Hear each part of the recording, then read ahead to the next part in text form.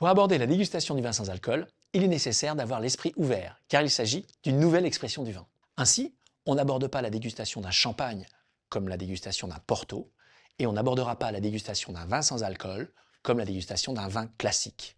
En effet, les paramètres sont différents et les attentes vont être naturellement différentes.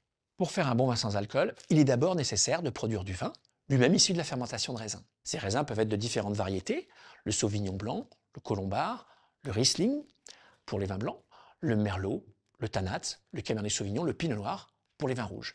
À chaque fois, la qualité du vin est évidemment essentielle. À l'issue de la production de vin, le vin va être désalcoolisé par une distillation sous vide, ce qui va permettre de préserver au maximum les saveurs du vin d'origine. La dégustation du vin sans alcool s'opère de manière semblable à la dégustation du vin. On apprécie bien sûr sa couleur et sa limpidité, et puis ensuite son bouquet, c'est-à-dire ses propriétés aromatiques. Celles-ci sont parfois un petit peu moins intenses que dans le vin d'origine, en raison justement du processus de désalcoolisation et de l'absence de l'alcool qui sert finalement de solvant.